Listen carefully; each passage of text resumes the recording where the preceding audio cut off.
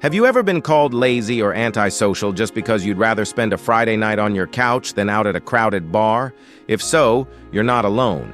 Loving your home isn't a sign of weakness. In fact, for many of us, it's a unique psychological trait, almost like a superpower. Let's explore why some of us are drawn to the comfort of our own four walls. It's not as simple as just being an introvert. The love for staying home is a complex behavior, and I've found that people who cherish their home time generally fall into four distinct groups. First, there are those who have been pushed home by life. Maybe you've experienced a setback, a period of high stress, or dealt with a toxic environment at work or in your social life. For this group, home isn't just a place. It's a sanctuary, a safe harbor where you can retreat to lick your wounds and heal. It's a survival mechanism, allowing you to shield yourself from the harshness of the outside world and slowly piece yourself back together. If this is you, know that this retreat is a sign of strength, not avoidance.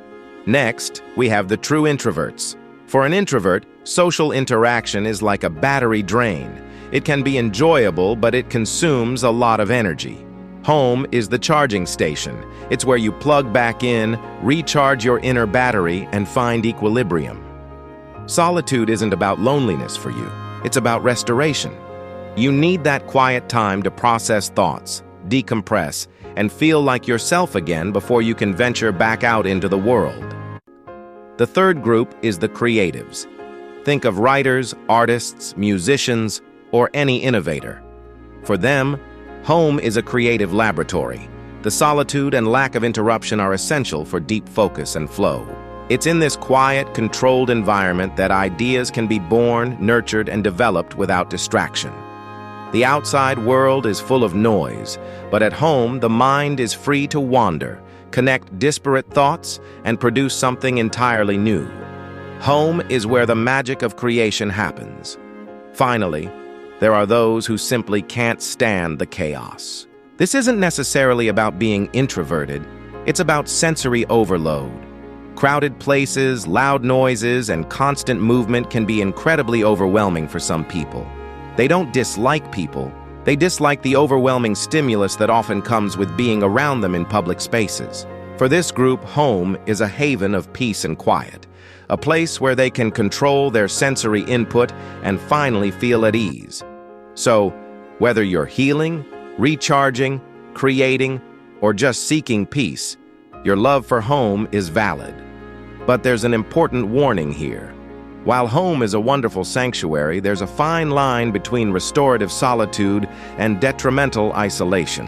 When we stay isolated for too long, our sanctuary can become a prison. Peace can curdle into loneliness, deep thought can turn into overthinking, and comfort can lead to stagnation. We stop growing because we're no longer exposing ourselves to new experiences or challenges. The key is balance. It's about learning to use your home as a launch pad, not a hiding place. A healthy life requires both quiet introspection and meaningful engagement with the world. We need to nourish our souls in solitude, but also connect with the rhythms of life and the people around us. It's about finding that sweet spot where you feel both safe and connected, both rested and alive. Which of these four types do you resonate with the most? Let me know in the comments below. I'm actually writing a book that dives much deeper into this, helping you find that perfect balance. Thanks so much for watching. If this video helped you understand yourself a little better, please give it a thumbs up and consider subscribing for more insights into the human mind. See you in the next one.